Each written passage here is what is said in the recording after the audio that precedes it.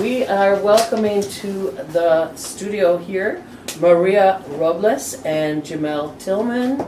Good morning, sister girls. Good morning. Yes, Good morning, we can hear sister you girls. both. How are you? We can hear you both, that's right.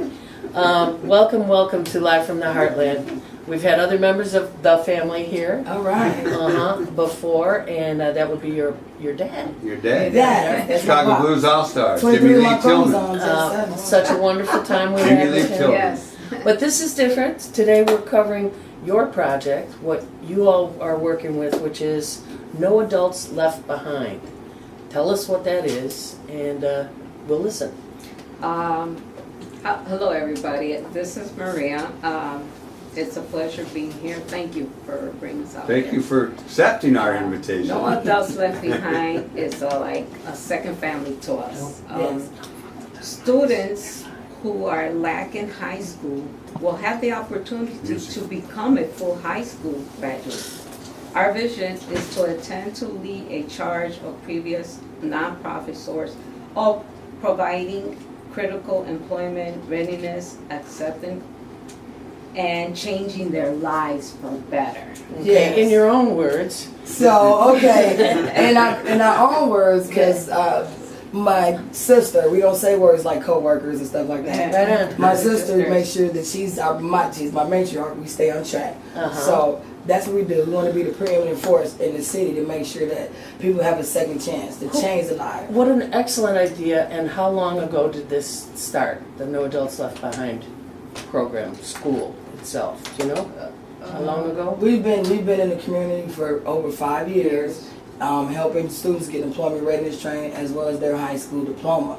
And we have just recently got ready to open a new office on 511 North Central on the west side. Mm-hmm. We just recently had a graduation of over 35 students who walked across the stage, got their high school diploma, got their cap and gown, their tassel from 67 was the oldest to 18 was the Dang, youngest. girls. And it was on Sorry. 67 at King Drive. Thank you, Pastor Corey Brooks, New Beginnings Church. And it feels good because you see these adults that have not found an opportunity to change their lives. It's got to be so moving. It is. From domestic, you name it, they finally came, open doors. Hey, I did my family, I want my education. Right. Or I work at this employment and I need my diploma. How Right. can you work with us? We give them an open hand, we get them rolling, how we do their stuff. We How work- do you guys, I'm sorry. Go ahead, no, Just we step on. mentored them all the way until they walked that stage. And you had a situation recently where there were 2 generations graduating at the same time. Yes. What was we had that to see like? it. It was beautiful. Would you tell them? It was blessing. We had total of 226 students. Yes. Okay. 91 students graduate, Yes. but 37 graduate on stage. They can't see it. This So what way. does that mean? The others graduated, because a lot of this is done at home? Yes. Yes. Okay. I'll talk about that a Go little ahead. bit more, Yeah, Ms. right. Moore, if you don't mind. It's a Sure. print-based program. We're a non-public high school. Right. You work at your own pace. Right. It's kind of what we call distant learning. Mhm. What they used to call homeschool back in our day, where Sure. if you got sick, you went home or something like that. So we're a distant learning program, a non-public high school under the Illinois State Board of Education. We are registered with the Illinois State Board of Education District 299, and you can find us just like any other curriculum in high school. It's credits, 4 credits in math, 4 credits in science, 4 credits in English, 4 credits in social studies, plus 8 electives. Exactly. So when people come to you with, say, they must be at all different levels of reading ability. Yes. And how do you bring people to the Well, same level place? First, we ask them where do they get the information, because we do posting, we do media area, we post everything, we word of mouth too. Mhm. That goes faster. They make the appointment with us, we sit them on, and we talk. Mhm. What are they looking for and what they need. We get their transcript and we transfer whatever they have, so they won't repeat the classes. Right. And then we'll be on top, and that's when Miss Tillman, our teacher here, she loves them, pumps them up, and then get those grades in. Yes, we do have tutoring, because math is not for nobody, or reading or stuff like that. But we get them in, and they love us because there are what is that word they say? This is our home. This is our home. This is our home. You come in and you feel welcome. We feel love. And what you're asking is, what we do is that all levels, I have over 10 years experience in high school, working in high school, teaching in an academic environment. So I understand the 8 modalities of learning. Mm-hmm. I understand the philosophies of education. So I can have 16 different people in a room having 16 different ways of thinking, and I can multitask. And I also should teach PE. So if you can blow a whistle and stop 30 kids from moving, Yeah. you can take care of 3 different generations of people. Right. And usually it's like that. So you have to understand, it's not about reaching them on their level. It's about letting them understand that you can learn. Because a lot of times we have tutoring Tuesdays and Thursdays, 10 to 12, 1 to 3. And we also have open enrollment registration every On Wednesday Wednesday. at 11 o'clock at 7739 South Halsted and 501 North Central. So those are your 2 physical brick and mortar locations at this point. Well, we're having our grand opening Right. at our West Side office, which Ms. Maria Robles will be director of the campus. I'll be the campus director there. How many teachers are involved? I mean, if you got 200 some students. Do you do all the teaching? I'm the head instructor. I'm the program academic director, and she's the director of admissions. So you really have the big time school here right now. And our director, Mr. Ellis, unfortunately he We got the big couldn't time be school. here because he has his beautiful grandbaby and his beautiful son. Everybody's birthday at the same time. So we love him. And Mr. Ellis, hey, we miss you. Yes, Andre So, Ellis yes. started this school. Yes, Yes, he's And the why? founder. Because he saw a need for it in the community, and what he did was that he wanted to find a way to supplement his employment readiness training. Because we were doing employment readiness and we were getting you prepared for jobs and doing community service, but we found another need for academics.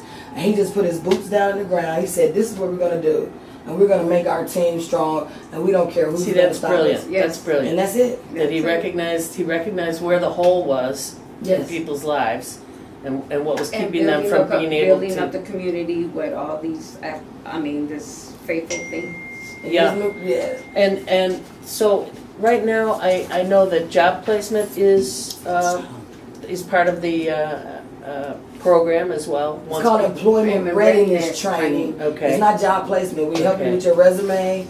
Well, I didn't mean to correct you on the radio. Sorry. That's really It, okay. it helps you with your resume, how you speak, how you dress, what you want to do, how you want to think, your demeanor, your personality. So that's a part of our employment readiness. And we have community service where we provide food, fruit, housing.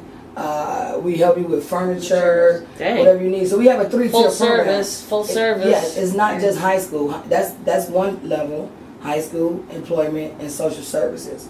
Mm-hmm. And we just trying to fill in all of the gaps that what we need to just help. That's just pretty much it, right? Exactly. We just want to make sure that everybody out there who's listening and who wants to get their diploma and get our service, we're here. We got 2 offices, 7739 South Halsted. Yeah. And the second new office I'll be taking over, helping Andre, is 501 North Central. And what's the website that they can go to get more information? www.noadultsleftbehind.org. They almost said that together, but They just in are. case you didn't get it, it's NALB, No Adults Left Behind. www.noadultsleftbehind. And we're having our grand opening Yeah. job fair July 14th. 21st. Oh, From 9 to 2 at 501 North Central on the west side. It's not, July 21st. It's coming up. July 21st. It's a Friday. You come out. It's an employment fair. If you're available, you can get hired on the spot. If not, we can have you in and have any other job readiness training that you need.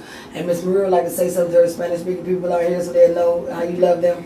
Hola a todo mundo, soy yo María Robles y tienen la oportunidad para venir julio 21 de 9 a 2 para buscar trabajo y empleo y para estudiar. Ven a nosotros con esta oficina 701 North Centro. Lo espero. gracias. De nada. Yes. That's all I know. And you also have an open house August 14th, right? No. August 4th. August 4th. Yes, the open house is August. Whoever's writing Okay, these notes has okay. scribbly handwriting. Hey, nobody just worry about it because the smartest people write dirty. So I'm That's one of those all people. good. I'm sorry Yeah. for giving out the wrong It's information. all right, but we really appreciate this opportunity. And our director, Mr. Andre Ellis, Ms. Robles, our whole No Adults Left Behind team would like to thank you all. Anytime you want us on for more information, we'll be available. Remember. Well, give us just 1 minute more to answer a question minute? about Gimmel. What is your inspiration going to do this work each day? Don't ask me that.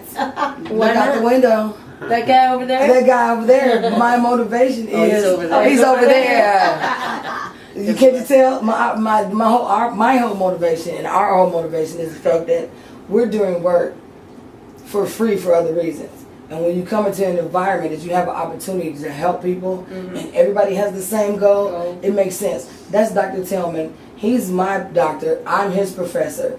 And that's what makes me want to do it because I see it all the time. I taught high school for over 10 years. Charter schools, public schools, alternative schools. But nobody had the same motivation that I found in No Adults Left Behind. And I agree Miss with Maria, same question? I have almost similar like her, but I'm also with the Lupus Foundation Society because I'm a victim of lupus and I educate my Latin people, Humboldt Park, Hermosa, and now with Pilsen, La Casa Michoacan.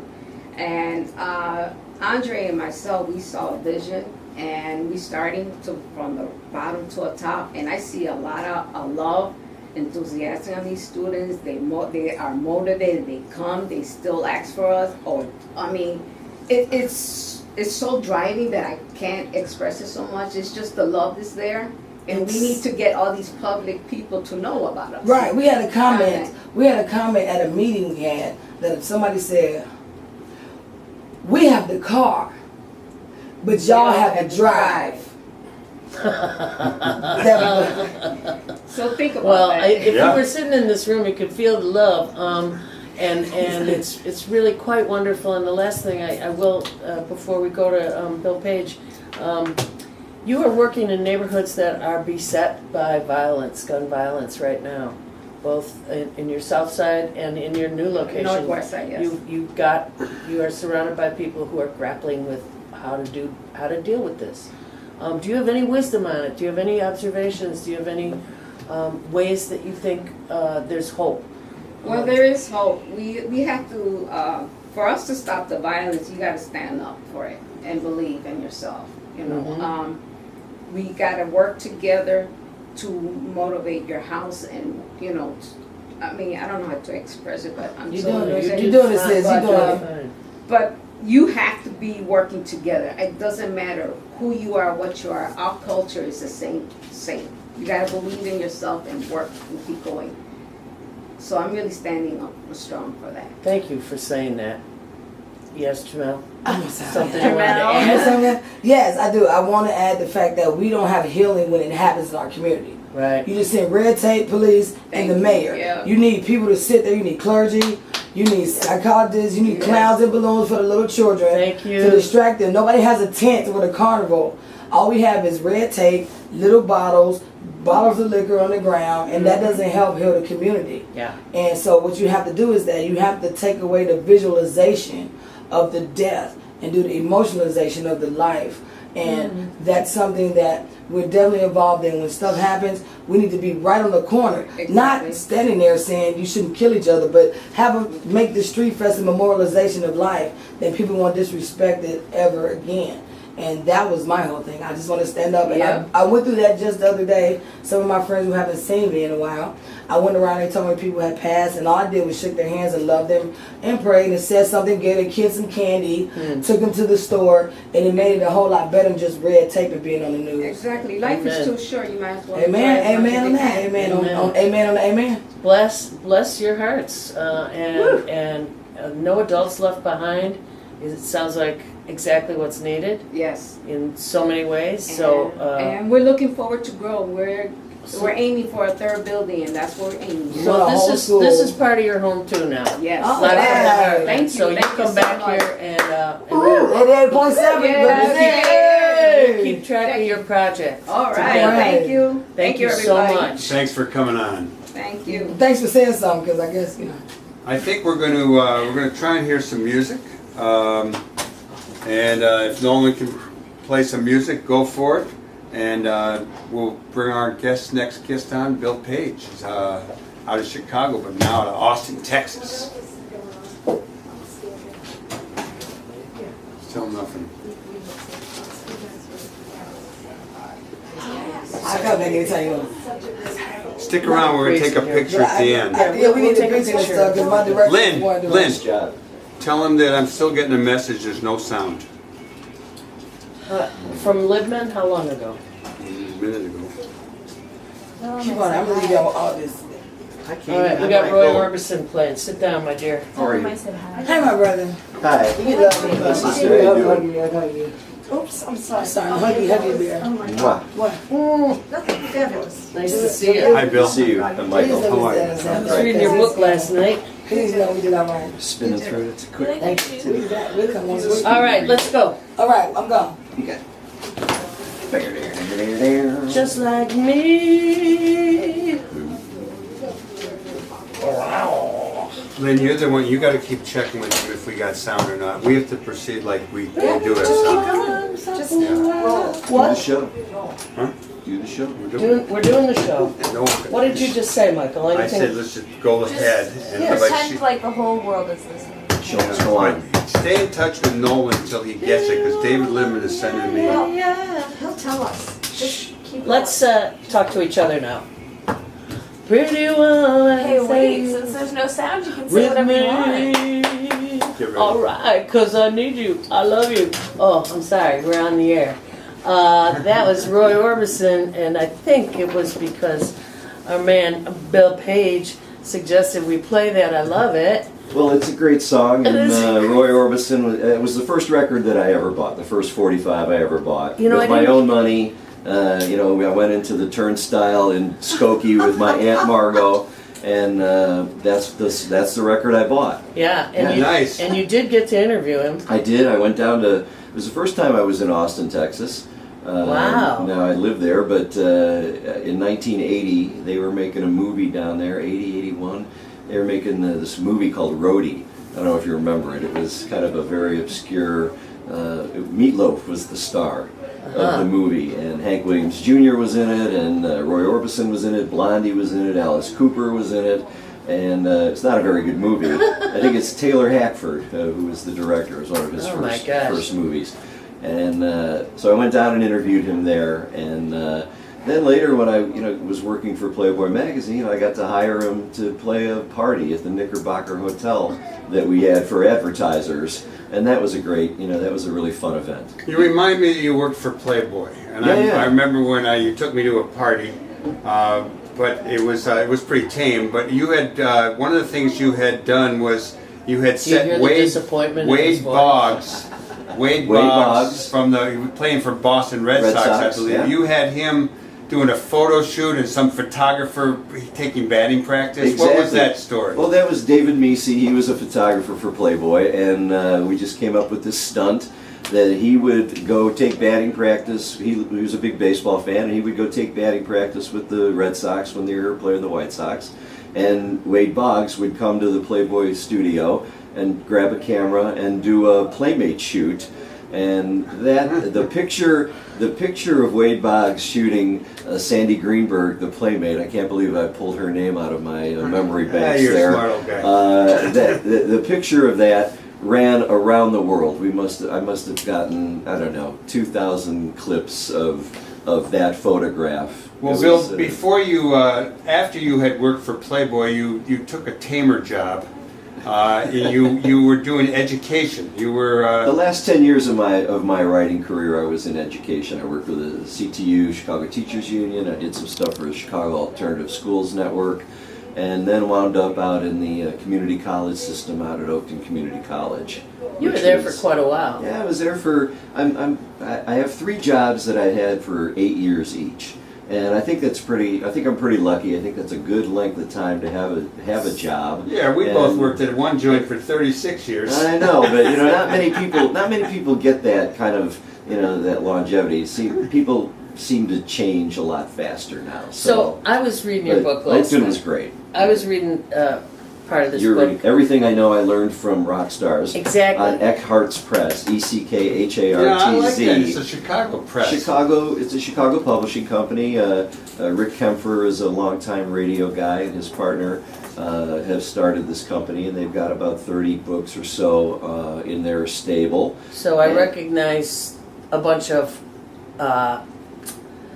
columns in this book. Okay. You were writing in the height of amazing changes all through the whole music industry. I mean, you talked about seeing the flip side of the coin. Both sides. Both sides. From the business side and the journalist side. Talk about that just a bit, about, being in that era and seeing that movement from, just the raw rock and roll, oh my God, we're just out here having a great old time, to Big business. big business. Yeah, in the mid '70s, you had things like Tapestry, Carole King, Frampton Comes Alive. The era of Cool the story about you and the Carole King band. Yeah, too, that was by the fun. way. That's fun. That's a fun story. I was glad to hang out with those guys. Give us a snippet. Lee Sklar and Danny Kortchmar, By the Waddy book. Wachtel,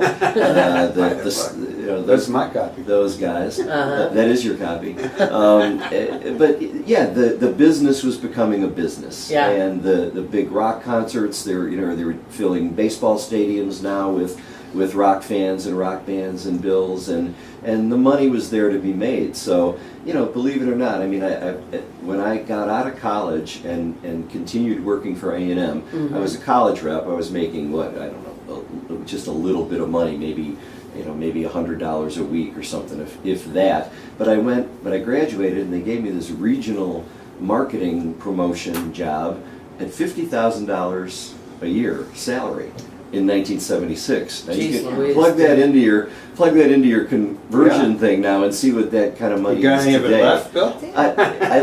That job lasted for 6 months, and that's when I became a writer, because I had to start writing freelance articles to survive. So you also in that, we're going a little back and forth and around, but you right. also then moved a little away from the big biz part into appreciating a place like Old Town School and the very Chicago nature of some guys. And you did a really good description of Steve Goodman in here, who basically said, yeah, we go to California and Colorado for nice vacations, Right. but then we come back to Chicago and play our gigs. Yeah, And- the Old Town School was a real savior for me. When I wanted So to many. start playing more music and Mhm. get better and play with other people. It's just a very it's a safe place to learn music and a fun place to learn music. And you have these group things where you learn the Beatles or you learn Dylan. Exactly. And you would bring them to the Heartland Yes, as that's performance right. on a Friday night or Right, something. we did the band there one night Yeah, with that's Warren Lemming. He was doing a reading from his book about the Civil War writer. What's his face? We'll come up with Foot. it. No. We'll come up with it. Like the old gringo guy? No. No. it's- And you just brought us to another little angle, and that is how you were affected by Studs Terkel Yeah. in the storytelling mode of Chicago. I mean, obviously, as a Chicagoan, you see this person as as an icon, as a star, as a not even that, just a thoughtful, kind person who is interested Compassionate neighbor. in telling a story. And so that's what I've tried to do my whole life, is tell other people's stories. Writing is hard. It's not everybody's gift. And even though I don't love it all the time, Mhm. I got pretty good at it. Mhm. And whether that was thanks to the Jesuit education that I had at all the schools that I All went those to schools. for 16 years, Yes. or the journalism training at UPI, had a lot to do with it too. Yeah. There was a lot of rules to learn, and then you can just do it fast and do it quick, How do it right. How long did it take you once you decided you're going to put all this in a book? Well, the interesting thing about the book is that it was all written pre-internet. so there's no digital copies of anything. Oh, And this gosh. stuff has never been online. Dang. And there was no. So you had to do a lot of typing. I had to have somebody do a lot of typing. Yeah, I found a very lovely woman, Lisa Elliott, who typed about 200,000 words of copy for me. She took all of my articles, and I had about 75 or 80, and I Wow. boiled it down to 50 for the book. And then, so that was one part of the book. Right. And then the other part of the book was the memoir chapters, and that took me about 2 months to just crank out, because I've been writing it in my head for 15 years. I hear you. That's terrific, because we're working on the Heartland book, and It's a project, you and know? we do have to dedicate some time to it. What's your favorite interview in your book? Oh my goodness. Well, you know, Roy Orbison is right up there. I love the people that I talk to multiple times, because you really kind of got to know. I got to develop a rapport. So I talked to Grace Slick a couple of times, and she was a lot of fun. Interviewed Joe Jackson a few times, and even though he's a curmudgeonly, you know, he puts that front on. Yes. He's a very thoughtful guy, and his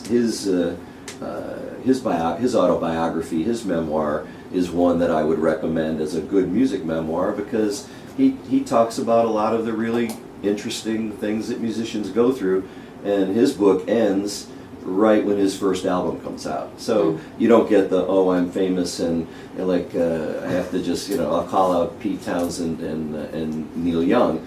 Their books were okay, but they were a lot about what they bought with the money that they made, and it's not a lot about the music, which I found disappointing. You know, it's like, Especially from old it's Neil. this album came out and I was able to buy this ranch, or I was able to buy this house, or I was able to buy this car or this boat, and that wasn't really that interesting. Bill to me. Page, you used to write for the Heartland Journal. That's right. When we put that out until 2005, 79 to 2005. You also would come on our radio show often. What was the article that you used from the Heartland Journal in your book? Because Katie has the book, and I went to see Twin Peaks last night. I didn't get to read it. There's a couple I'm of them. gonna though. There's a couple of them. There's an essay that I did on P.J. Harvey, Juliana Hadfield, and Liz Fair. That was in the Heartland Liz Fair, Journal. who was known to drink underage at the Heartland Bar without our knowledge. Well, thanks to her telling the Tribune Yeah. in an interview. That's in the old. Well, hey, you know, It that's was good publicity. We had more young kids coming in. Jeez. Hi, I'm Liz Fair's daughter. No. And then, you know, you let me do the political stuff. Like there's Let two, you, there's, we wanted you to We do it. relished it. there's two other things in there. One about Two Live Crew and all the censorship and that they were going Oh, through yeah. in Florida, and also when this guy Sut Jolly, who was a professor out east at University of Massachusetts Amherst, he put a video together of all the sexy parts of MTV and made a point that our attitudes toward women and you know, We're still down there. the locker room stuff, as they say, No. it was being fostered by MTV's video images, and MTV Uh-huh. didn't like that, and so there was a little tussle about that. So those are the things from the Heartland Journal that are in there. Okay, so now you're down in Texas. Yeah. Wait a minute. Wait. I gotta do something. You're doing Who it. knew? Who knew? Ted Nugent? Mm. Are you kidding me? He's in your Went to book. my high school. He went to your high school? I didn't know that. I Yeah, thought he he- was from another planet No. altogether. He went to my high school. Dang. I think he got kicked out of. I went to St. Viator in Arlington Heights, all Right. boys Catholic Also, high school. he's Catholic educated. Yeah, well, but Yeah. then he went to I think he went to Fremd, or he went to Palatine, and I think that's where he graduated. Wikipedia has it wrong. I checked on that, and it says it says he started somewhere and finished at Viator, but he actually started at Viator and finished somewhere else. Uh-huh. So Maybe he didn't Wikipedia's ever not. finish. And I didn't use the internet to change anything in my old stories. You know, the old stories I just kind of light edited and left them as they were. But for the memoir chapters, I did use the internet to kind of enhance my memory from Very time good. to time. Okay, so you moved down to Texas, and in 2013, I was down there. Yeah. And I saw you. We For Twin went and Peaks. dragging around to see Twin Peaks in their first time out. South by Southwest. And You got yourself a little ranch for a while with your family, and you were working on various radio stations. You were driving a bus. What's going on for you right now, Bill? Well, He's on a book tour, in case you haven't I am on a book tour. Life throws you curveballs sometimes, so now I'm sort of in a period of transition, trying to figure out what my next move is going to be. The farming lifestyle was healthy and interesting, but ultimately not something that I wanted to do forever. So, and that is what it is. Right now, I'm teaching music. I have some students down there I work at a place called Hudson's on Mercer, and it's a venue a lot like the Heartland in terms of size and stage and everything. It's a beer and wine bar, not a hard liquor bar, and then we have music studios in the back for teaching music. We do about 130 lessons a week, and wow. I do 4, but and sometimes they have me substitute. So I'm teaching music one day a week. I have a residency at a local restaurant called Homespun. Sounds like the Heartland, right? Homespun Kitchen and Bar, and so I play there on Saturdays, and I do open mic. I run an open mic, and I run a picker circle. I do that with some other hosts, and just kind of... No more radio show? No, I left the radio about 1.5 years ago. Yeah, you were the afternoon drive guy on I did some afternoon Austin drive station. for a while. Again, new program directors come in and change the deal. So it's okay. I'm retired, and I'm enjoying enjoying the parts of life that you're supposed to enjoy when you're retired, and just trying to figure out what my next move is and where I want to live next, and stay in Texas, move back here, go someplace different, travel. All these things are kind of move back here for rolling about around 9 in months my a head. year. Sweet. Well, I love having you here, and we did this before when you were still living in Chicago. It makes me go, gosh, how long we've been doing this show. That you were at. Well, I think you hosted. I hosted one week. Yeah, I think you hosted when there for was us. nobody around. They said, Well, "Hey, can you host sometimes the it show?" just falls that the Well, 2 of it's- us and now the 3 of us might be out of town. Well, And we it's- have great interns and co-producers, Right. and we're sort of rolling in. Just so everyone knows, we are making a move back to the Heartland Cafe on a regular basis. We hope it all goes smooth. We're doing the testing. Heartland has a new version of the Red Line Tap. It's all fixed up and fancy, and we're going to do the show there starting August 5th. I think I hear a little music coming in, so we're going to go out and say next week we will have Kelly Cassidy. Yeah, Kelly And- Cassidy, and we may have, we're talking to the SAG radio players, we're not sure when, but they're going to come on and do some old-time radio soon. We want to thank everyone who makes this show possible. Lenormand Weiss, Morgan Lonergan, engineers Nolan Chin, Reed Himes when we're at the North End, and I think we're going to go out with Phil Coran. oh, sweet. Yeah, Excellent. he's all ready to do that. And remember, Phil Coran He would tell you- unexpectedly passed away, but he's going to be, there's going to be an event for him, remembering him tomorrow. That's Sunday from 12 to 6 at 63rd Street Beach. Do good in the world. The world needs all the good you do. All power All to the power people. to the people.